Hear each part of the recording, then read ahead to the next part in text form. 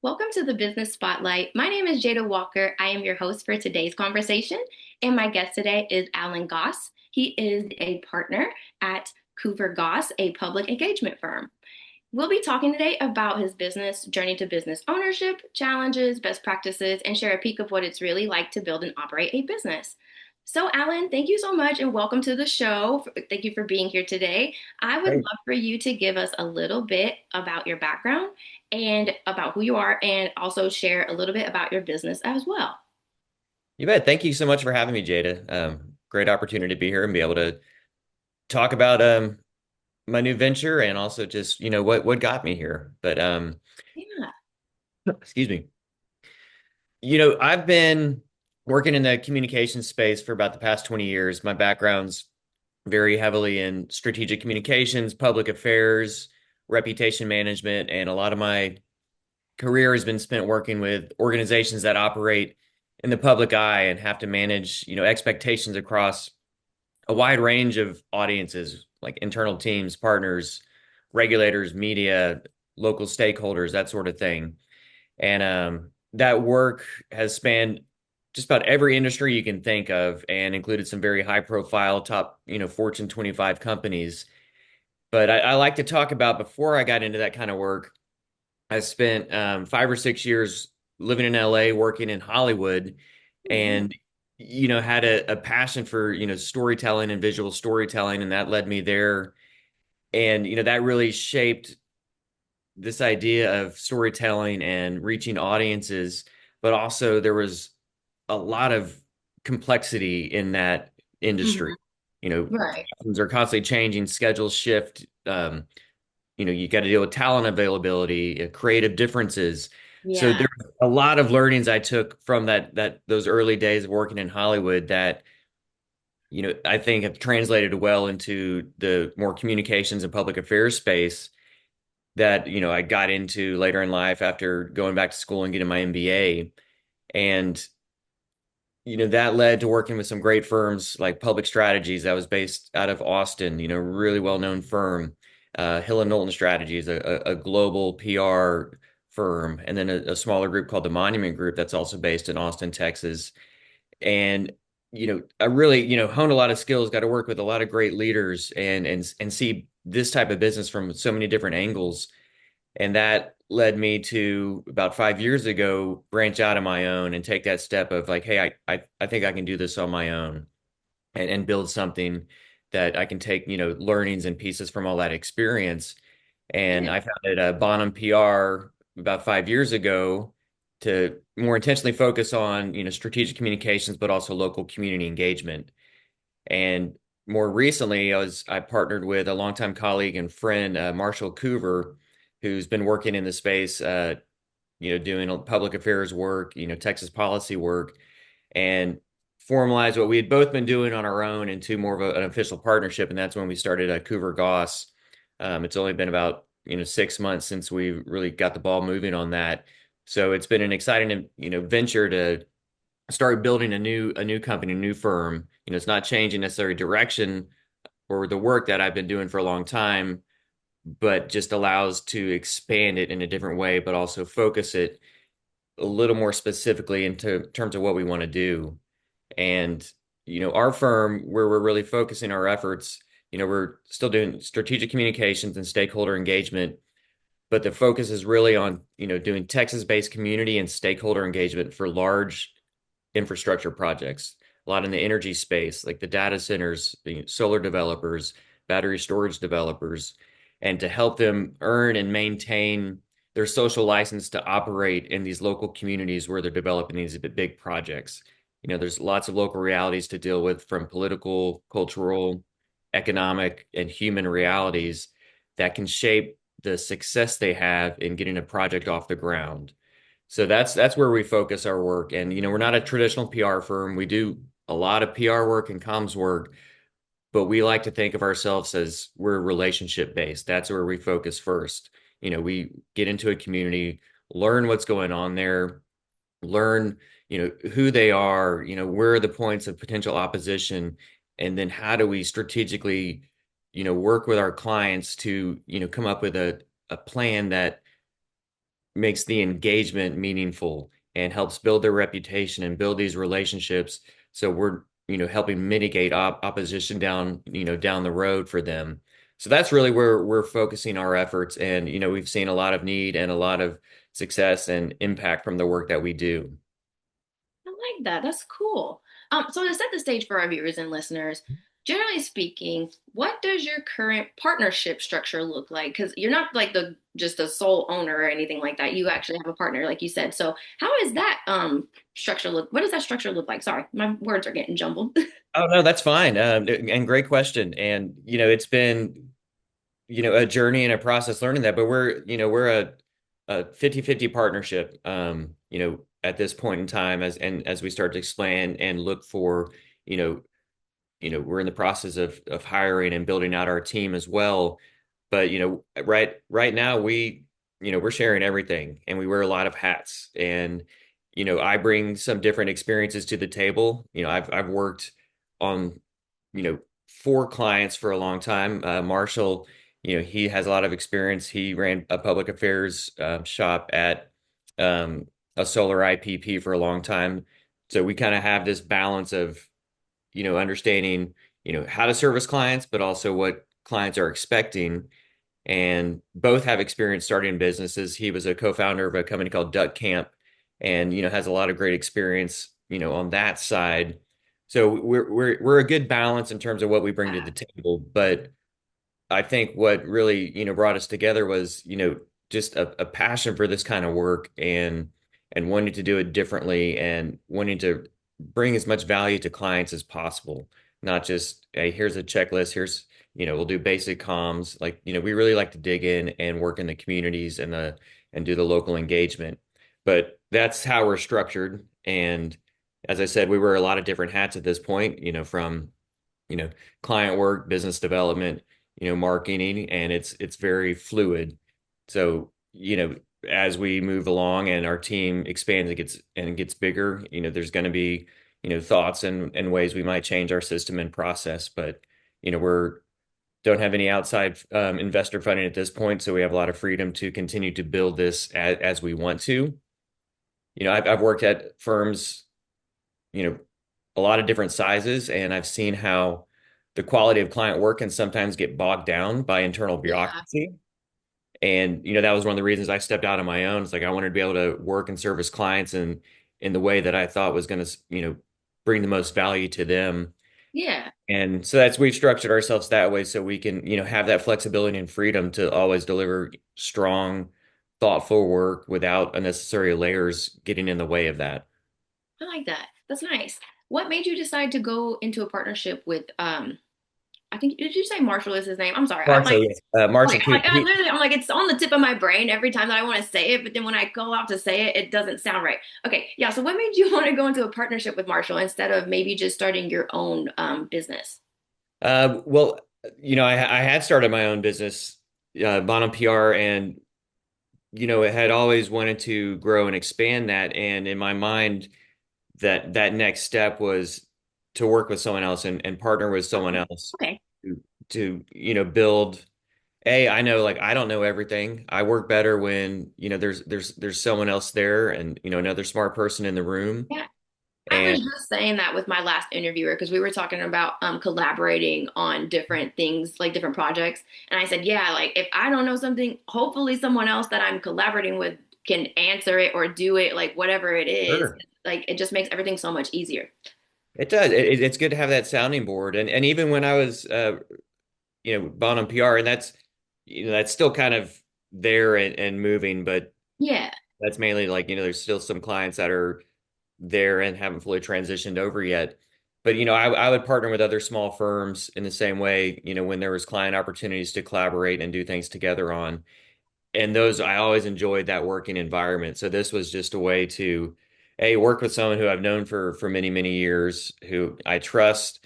And, he has integrity. He's incredibly smart and he's a good balance to, what I bring to the table. And that was the reason of partnering with him is, very specific. It wasn't just, oh, I want to go have a partner. Right. it was 'Cause very you could always choose the wrong partner and it not work out and them not be the person that you actually think they are. So yeah, I totally yeah. understand that.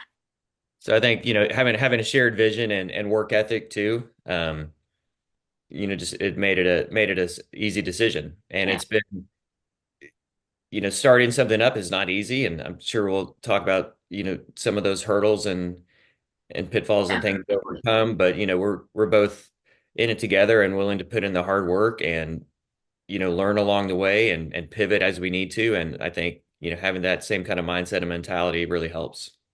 Awesome. So when you actually look at your role, how many hours do you spend working in the business, like the job, and then how many on the business, like strategy and planning? I mean, that's a great question. I feel my mind is always there in some form or another. So it's hard Right. to quantify hours, but week by week it's different. Depending on, the client needs, what we have going. Client work takes us all around Texas, so there's, a lot of travel involved and logistics, to coordinate there. Because we're boots on the ground. We work with our clients and get into the community and, um, you know, do the work. We're not just a strategic advisor, that we do Right. that, but we're also, you know, rolling up our sleeves as well. Um, so if I had to put a number on it, 50, 60 hours a week, sometimes that's in the office, sometimes that's working from home, sometimes that's working from the road. And I would say it's a fair mix between, you know, client work and then our business work. We set a lot of time aside each week to talk about, business development goals, marketing components that we're working on for, at the time, who's going to do outreach, follow Yeah, up for different, pitches and calls we had. So there's a lot of that going on while at the same time, the actual work that we're doing for clients. So it's a good balance. I like that. So many business owners, those especially that are newer to entrepreneurship, feel as though they don't have enough time. So I'm of course curious of your experience. If I were to give you 10 extra hours back each week, how would you invest those hours?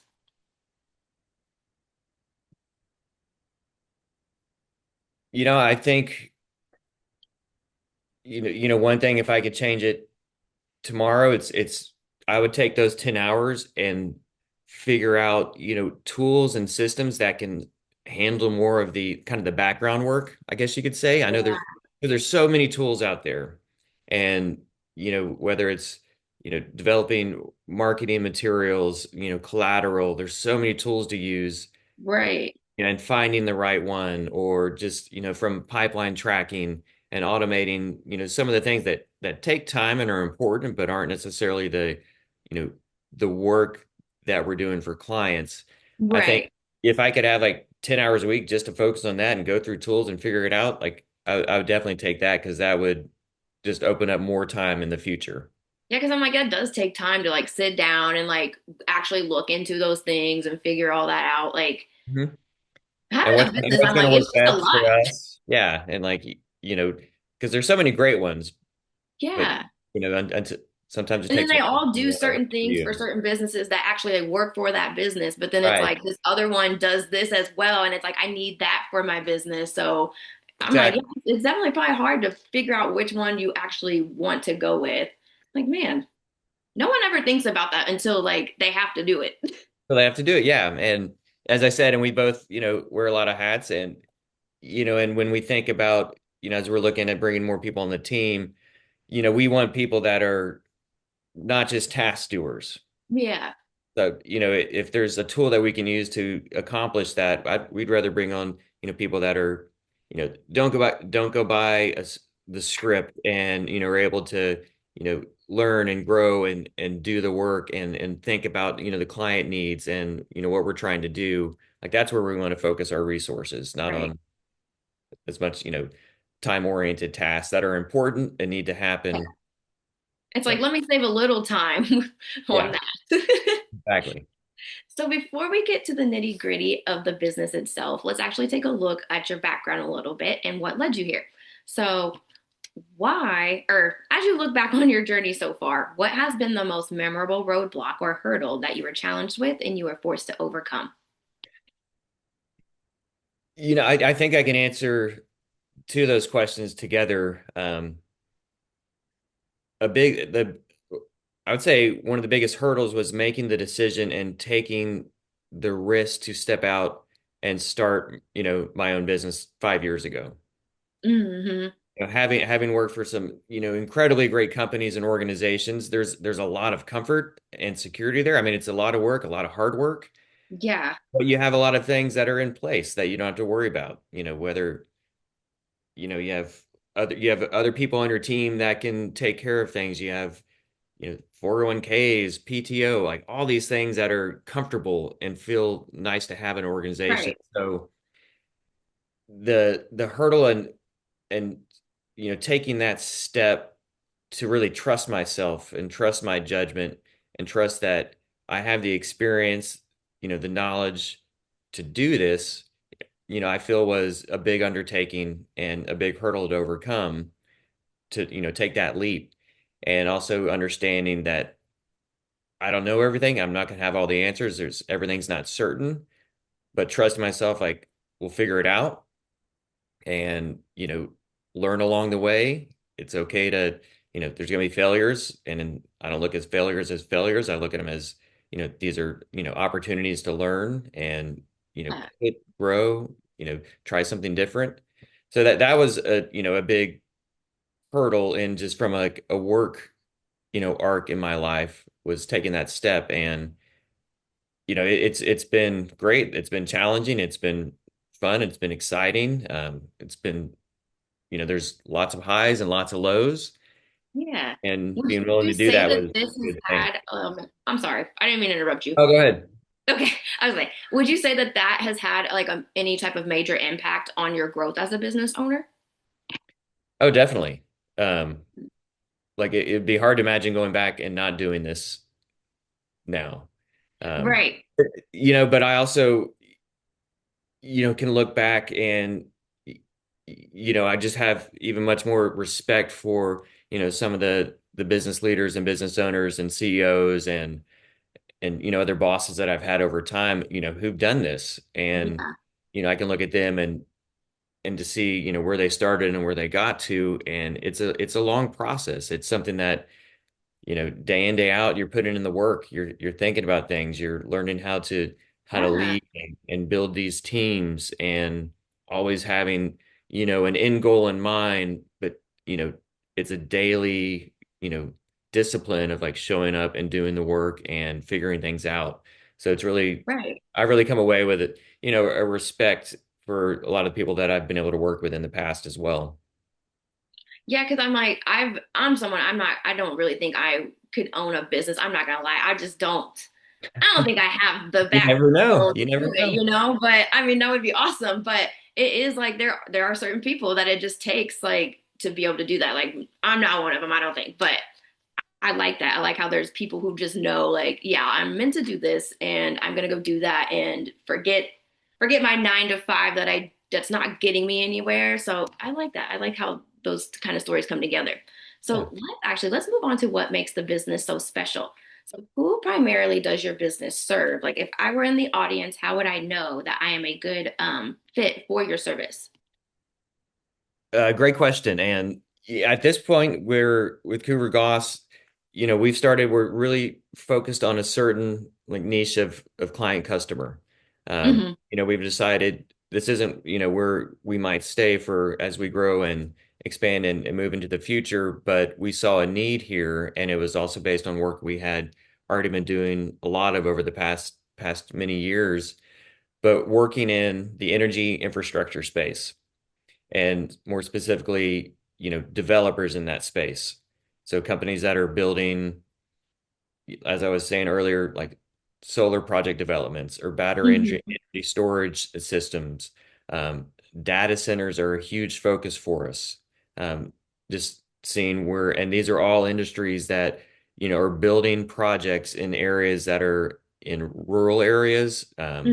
to smaller towns in Texas and all across the US, but Okay. also come up against some major headwinds from, local opposition, local resistance, and that slows permitting down, that slows rezoning down, that slows incentive, to getting some tax incentives down. So that's Yeah. those developers, that's where we're focusing our work at the moment in terms of like, outreach and going after new clients, because what we do, helps them engage early with these communities, helps them, we go in and do early recon. We understand, what are we walking into? Where are the hurdles going to come from? Where are the potential opposition points? Where are the opportunities for community partnerships? And then helping them with, putting together a plan and a cadence of engagement. you know, it's not just messaging or what we want to say, but it's listening to, our audience and understanding them, understanding the problem and going about it that way.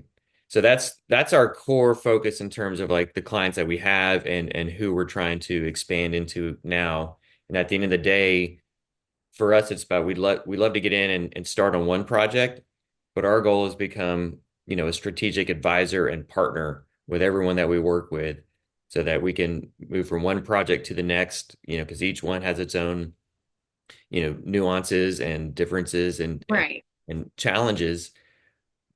But we want to be more than just, a checklist of like, helping them, put out communications. We want to be their partner and advisor to help them see around the corner and see what's coming down the pipeline for them.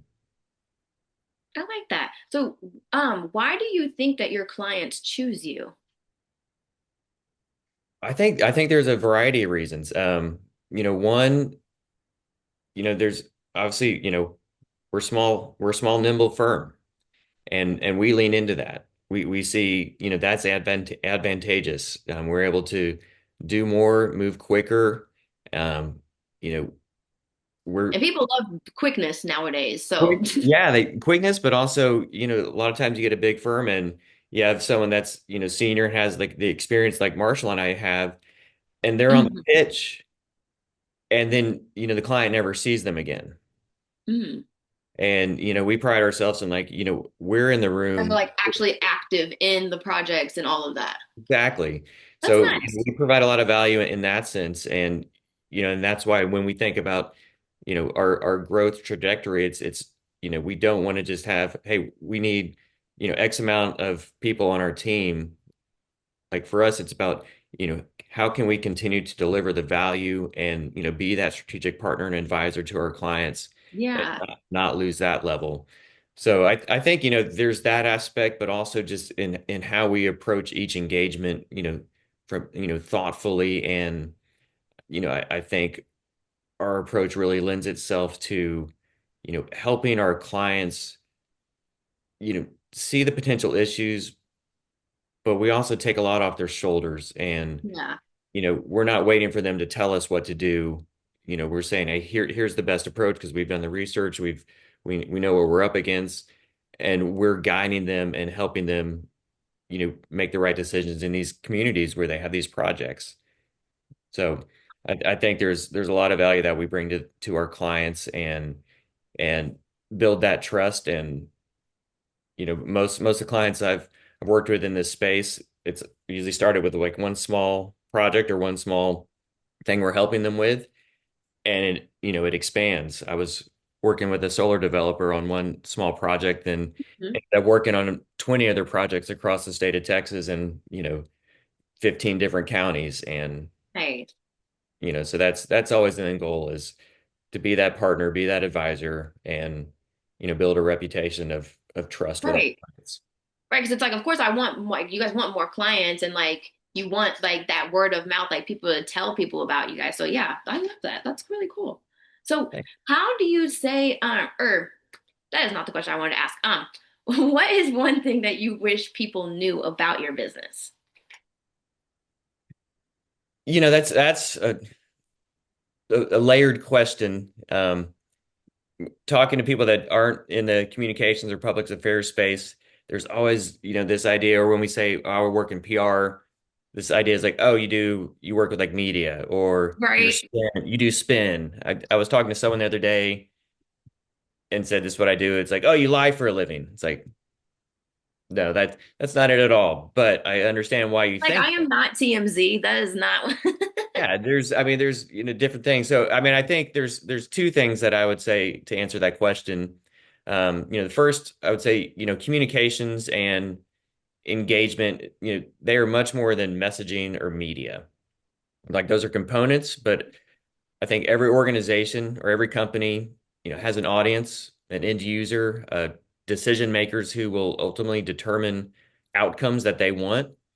And communications is about bridging that gap between, what a company wants to do and what people, customers, and users will accept, and doing that in an authentic way. So I think that's one way to talk about, communications. And then the other point is, we do a lot of work with like crisis work, companies that are in crisis mode or dealing with, a major Okay. issue. And the thing I would say there is, most crises don't start as a crisis. They start as unanswered questions or Right. misaligned expectations. And when those aren't addressed early on in a process, like, particularly with our clients, dealing with these projects coming into these local communities, then those issues compound and build and build and build and build. And then you have a fire on your hands and the crisis that you're having to deal with. So I think the misconception of, wait till it gets bad and then do something versus what we try to do is like, let's get in early, let's Right. mitigate, let's communicate and Let's just avoid the fire avoid the fire, but of like all of build a this. foundation of trust and build relationships. Because like with these big infrastructure projects, something always goes wrong. Right. During construction, whatever, that's any type of project, there's always going to be an issue. So if you build this foundation of trust and build a reputation that you're a company that's, going to communicate, going to come in and do the right thing and be a, responsible community partner, those things that go wrong are easier to deal with, and you've already established, some trust with that community there.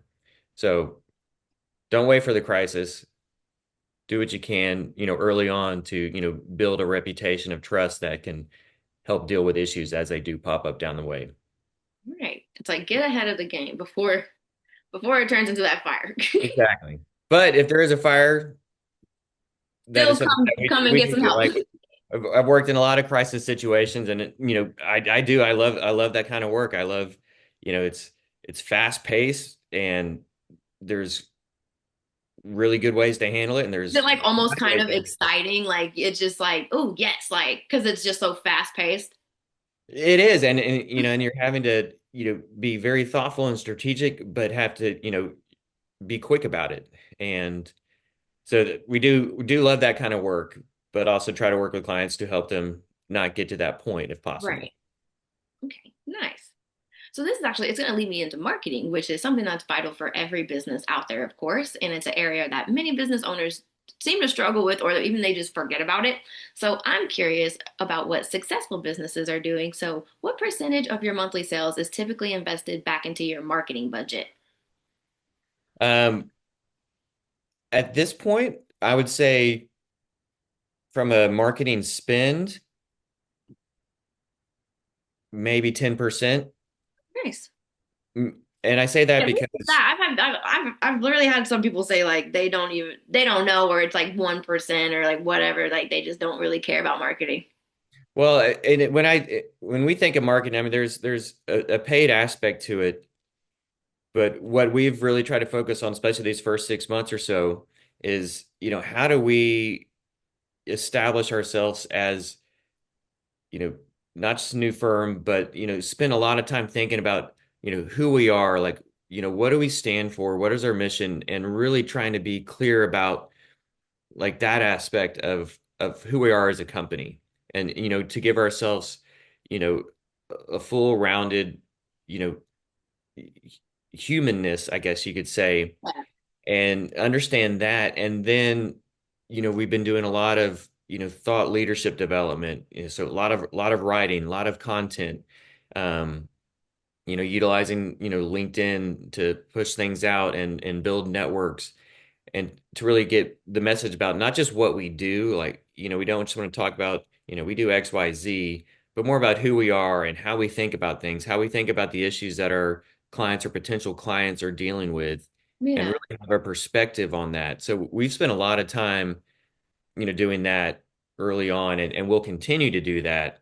But we just thought it was going to be very important to make sure that if we want to be a trusted advisor to our clients, you know, we want to show that, A, we know what we're talking about and we can do what we say we can do, but also bring some insight into the space as well.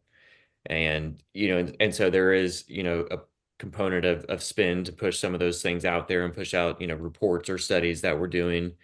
And so it's a balance and a mix. And I'm sure as we continue to move forward, the systems we have in place and how we approach marketing, there'll be different things that we do and explore. So it's, very a thoughtful approach, and but also know that, we have to put time and resources into it if we want to, you know, see the impact from it. Right. Yeah, I like that. So for your business, how many different marketing strategies do you guys use? I would say the ones I was just talking about, Oh, just okay. from, Sorry. you know, I know sometimes I ask a no, question and people will say even more. So I was like, let me just ask it anyways. yeah, no, I mean there's things that, we're thinking about, and from a paid perspective, and we're slowly moving into that, doing some paid, and seeing what the results are, and then shifting maybe how our strategy works, and seeing what's landing, seeing what audiences we're getting in front of. There's it might not be necessarily a marketing spin, but we do, so much of our work is built on trust and referrals, Hmm. and building that network and seeing where we can plug in, within the network. So, we're doing a ton of, one-on-one meetings, and, expanding our network and I having like how you're doing like the those one-on-one meetings. conversations. Like that's really cool. Like, because a lot of people they won't do that, or like it just shows that you guys actually are in the game and like you want to be present. I like that.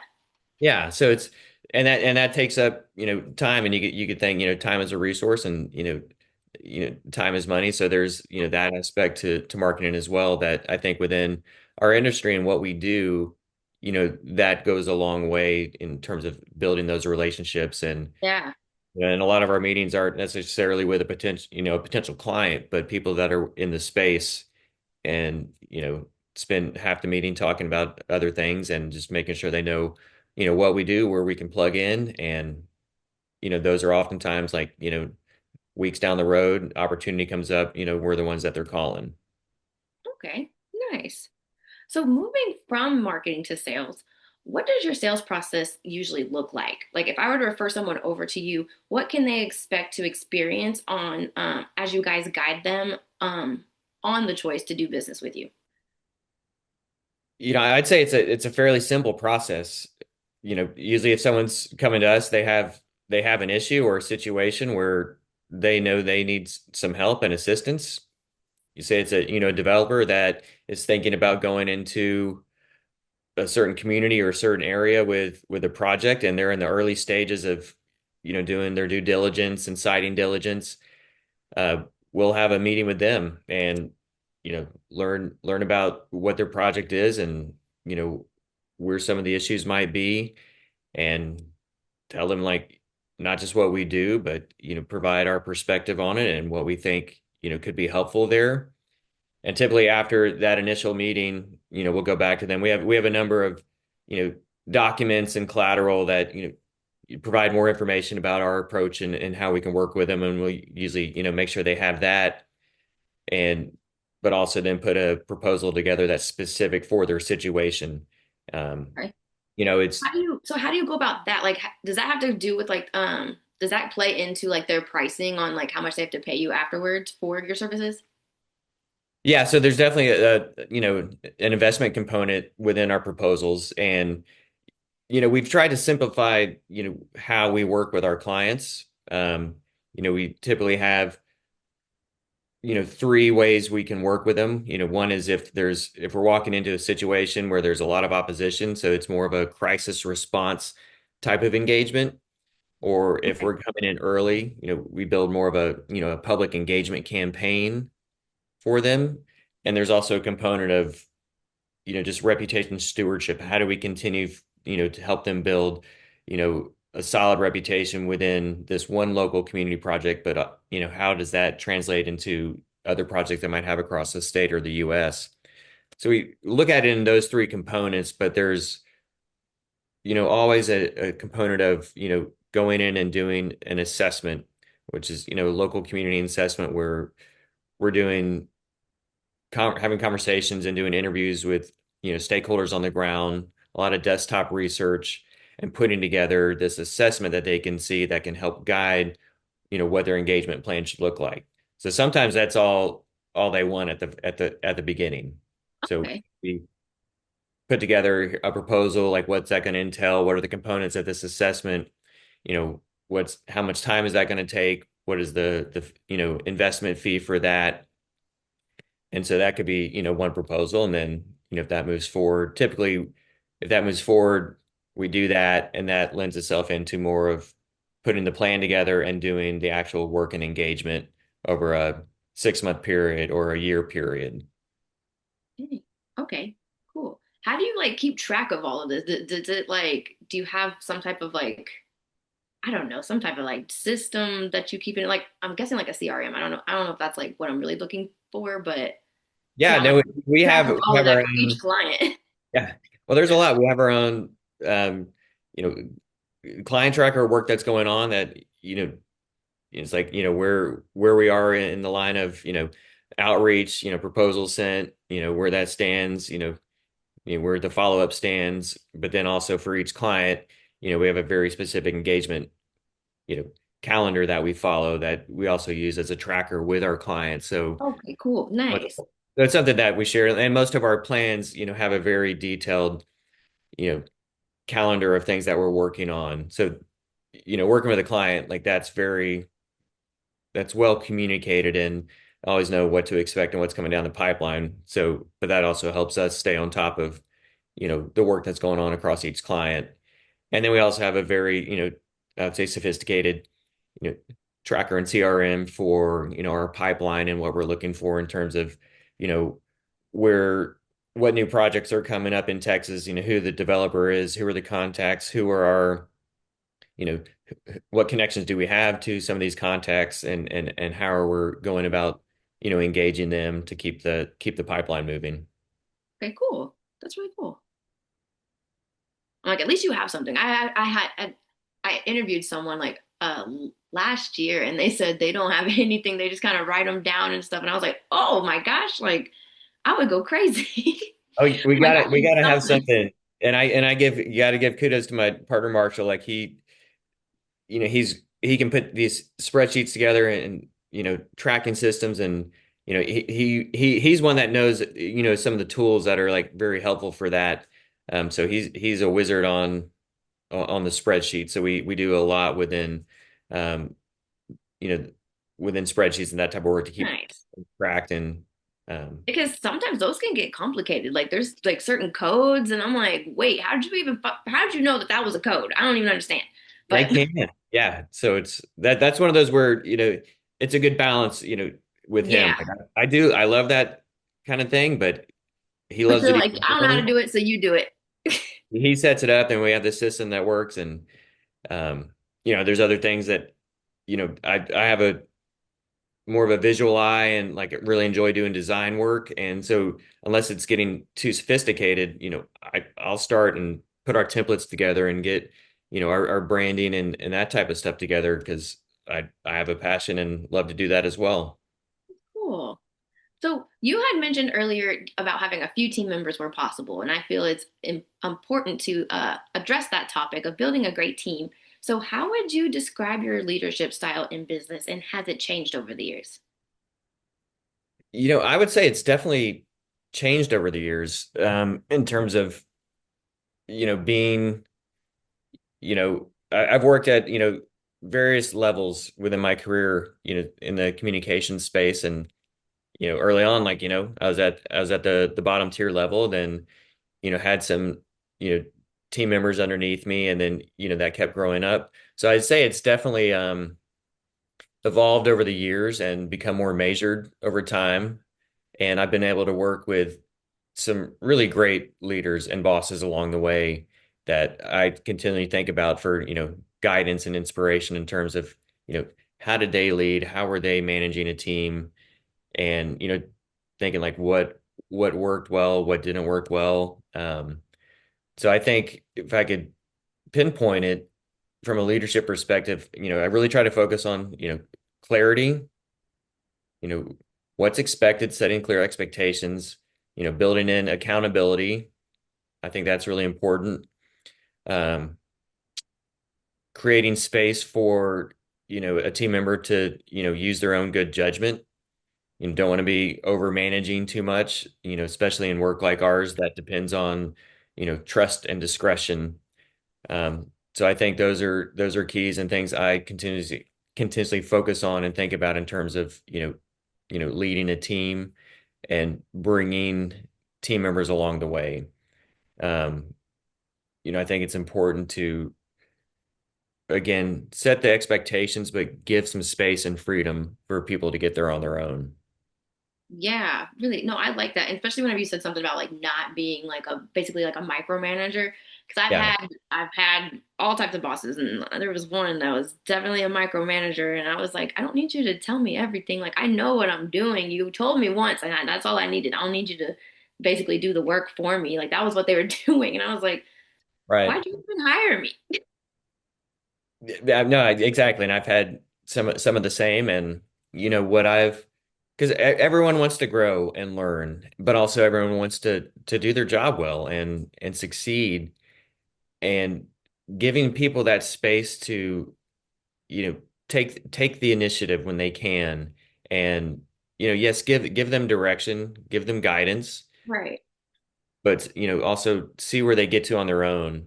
Right, because I'm like, there's a point where you just gotta, it's almost like kids where you gotta let them just do what they need to do, like for walking or whatever. Like, you gotta let them just take those steps and like not always be there to guide them. Like, yeah, still be there, but don't be like holding their hand the whole time.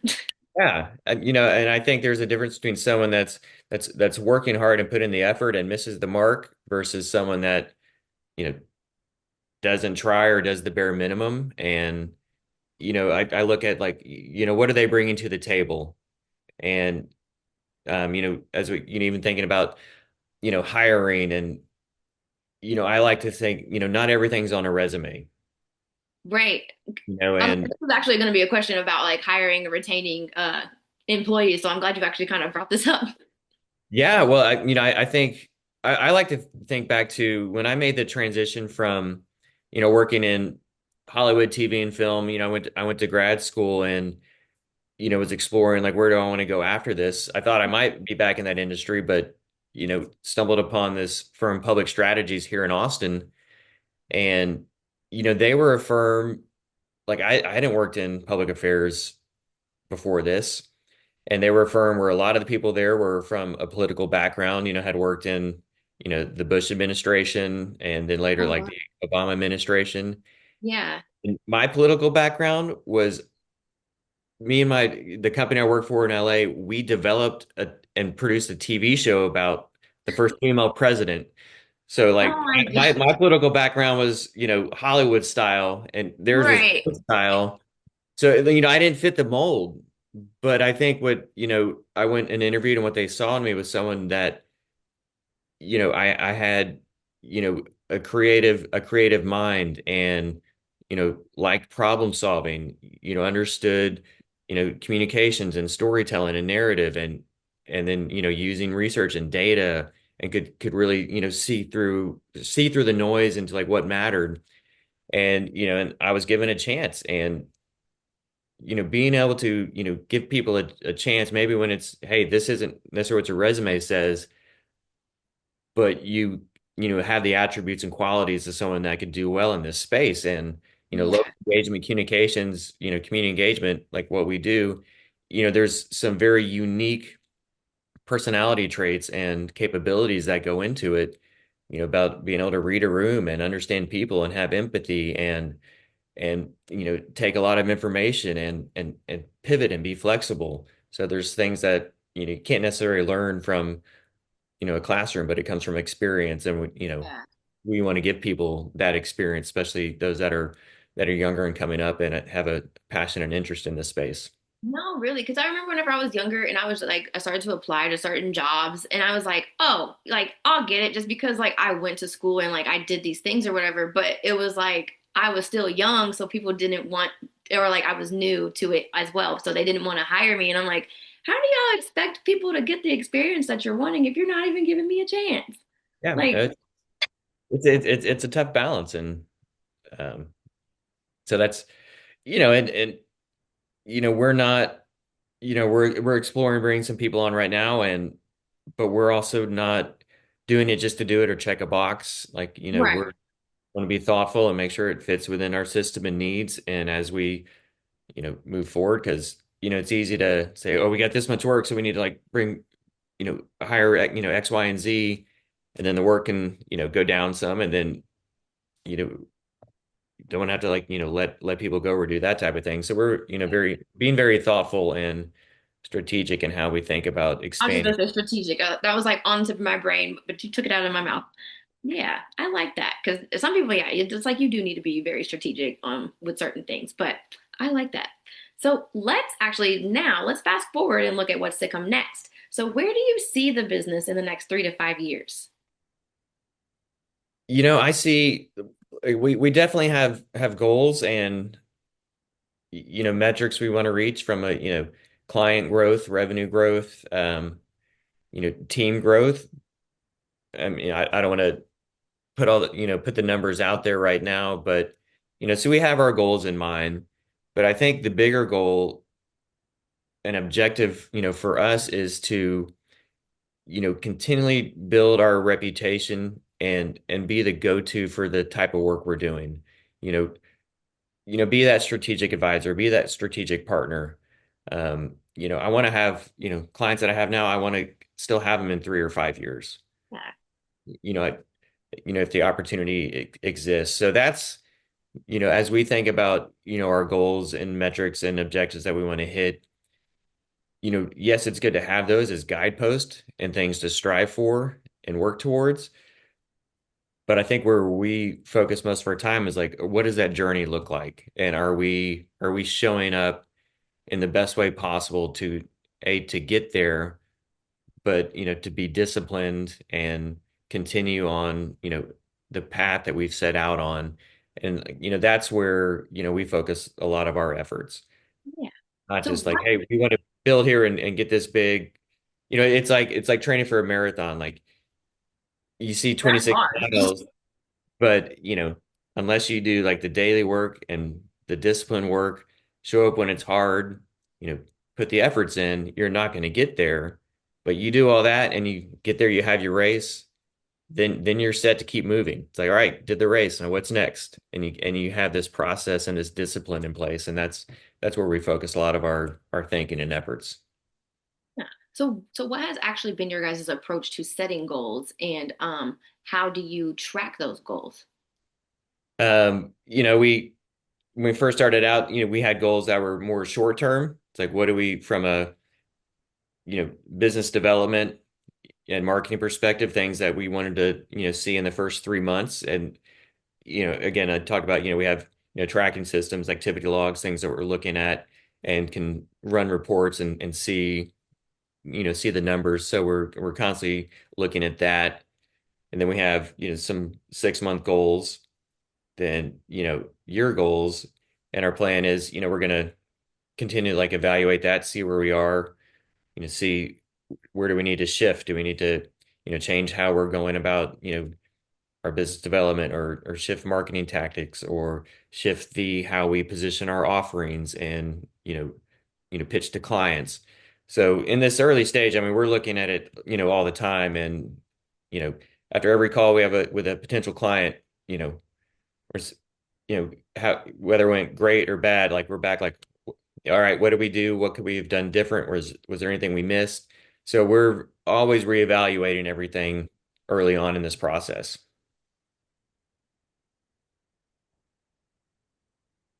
I like that. I like people who double, triple check their work. So that's definitely, I like that. So you have had a really interesting story. So as we wrap up, I actually have a few rapid fire questions. Are you ready? Yeah, I love these. Awesome. Okay. What is the key to success for you?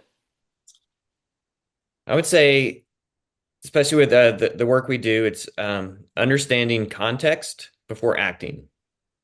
So, we work in an environment of constant problem solving, and the fastest way to get it wrong is to skip understanding the problem at its core. Mm, So, understand it before you act, and that sets you up for a lot more success. I like that. Okay. What is one piece of advice for other business owners? So, I like this one. I'd say design your business for the moments that are going to test it, not just for the ones that reward it. So, prepare for the worst and build your business and your systems and everything around that. And you're going to be much better positioned for long-term success than if you only build it for how you hope it goes and how you hope clients react or how you hope the work goes. Because there's always going to be things that come up and throw you off. I like that answer. That's a really good one. Okay. So what is a book or podcast, or if you are reading a book or podcast, what are you listening to right now? Sure. I'm an avid book reader, and I like to read, a mix of books. I recently just finished reading Ryan Holiday's 10th edition of The Obstacle is the Way. Great book. And a book called Inner Excellence by Jim Murphy, who's, old baseball player, Olympic, coach. Two really great books that are, I'd say if you're starting a business or in entrepreneurship, have a lot of, both life input, but also things that you can apply to work. And am reading Andrew Ross Sorkin's book 1929 at the moment, which is fascinating. Fascinating look at the stock market crash of the 1929. Oh wow. Yeah, I'm gonna check out some of these books. I don't even care if I'm not going into the entrepreneur world. I'm like, they sound interesting anyway. So They're I'm great. Yeah. okay. And then this is kind of a fun question. If you had a little bit of magic dust and you could choose one spot of your business to sprinkle it, where would that be? I would reiterate one thing I said earlier about finding ways where we can streamline some of the background work Hmm. to give us, that extra time and not, spend time and resources there. So I would sprinkle some dust there. And but other than that, there's a lot of things that come with starting a business that feels like a grind, Yeah. struggle, and there's highs and lows, but I wouldn't sprinkle the dust on those. I think that's what makes you resilient. That's where you I'm like, figure that things builds out. character. Like, Yeah, that's the friction that you need. If it's too easy, like you're not learning and you're not growing, you're not finding what works best for you. And you need to have those client pitches that oh don't shoot. go well. Um, Sorry, I have an alarm going off. yeah, Sorry so about that. that's okay. So I would say I wouldn't sprinkle the dust anywhere else at this point. We want to learn and take the shots as they come so we can learn how to deal with them. Yeah. Okay. Well, before we get into the final question of the day, could you please share with our audience how they can follow you, learn more, and contact you? Yeah, you bet. I think the two best ways are our website, coovergoss.com, and we have a great LinkedIn page as well. So we're just on Coover Goss at LinkedIn. Put a lot of content up there, a lot of information about who we are, how we work. Try to put some thoughtful pieces up there as well. But those are the two best ways to contact us. And my contact info and my partner's contact info are both on the website. So, well, we have come to the final question of the day, and that is what is most inspiring to you today? Um, this is a great question, and I knew this was coming, and I'm going to answer this from more of a personal side of things, not necessarily from what I'm inspired by, in the work environment, I guess you would say. But my father recently passed away before Thanksgiving, and he was a great part of my life. But the experience, it created just a real moment of like reflection and being Mhm. able to like, think about him and who he was and, how he lived and his work ethic, his faith, his commitment to service, how he showed up for people, you know, around him. He was just a man of discipline and consistency and believed deeply in doing the work even when it was hard. And so it's been for me just very inspiring to, think through that and appreciate who he was, but also, it's made me, revisit and reinforced how I approach, my daily life and my work life, and knowing that, showing up prepared, acting with integrity, remembering that, the work we do affects real people and real Yeah. communities, especially with the clients that we have today, and showing up with, that thoughtfulness and care and, you know, doing the work for the clients day in, day out and, putting the best foot forward. So that's been really inspiring and motivating for me, even though it's, a sad thing that's happened in life, but to be able to like that he was such a good example and lived such a life of, such discipline and solidness. Yeah. It's been very inspiring to me to like, want to do the same. So that's been a blessing to have had him in my life and know that he's still with me. Yeah, I love that. I actually I sit with you on that because I just lost my dad last month, like earlier in December. So I feel the All right. exact same. I've just been like reflecting and like just been thinking about how he was as a person. And I'm like, how can I be like that? Like, not like exactly like my dad, because there's certain attributes where I was like, you need some work. But it's definitely like, yeah, I've sat down and I've just been like, how can I be like my dad? Like, he was such a good person. And like, he knew people that I didn't even know that he knew. And they've all been Yeah. like messaging me. And I'm like, yo, I didn't know you knew my dad. But it's like, so it's just been like really nice. And I'm like, yeah, I just wish I could like throw off that energy like he does and be like him because he was just awesome. So yeah, Well, I that's love great. that. I mean, I'm sorry to hear your loss, but Yeah, sorry love for your loss too. I'm like, we thanks for both just having that been too. experience. Like Yeah, I had the same, like meeting people out of the woodworks, and there was some people at his celebration of life that, worked for him 40 years ago. And that it's is like I just wanted to crazy. show up because he was the best boss I ever had. And so Yeah, for me, like I hope someone will say that about me one day and come right, to my funeral and say he was the best boss I ever had. right. I'd like just say something nice about me, just like something nice. Don't come to my funeral being a hater. Exactly. Well, this has been a great conversation. I really enjoyed hearing your story. So thank Thank you you. for sharing. Thank you Thanks so for much. having me.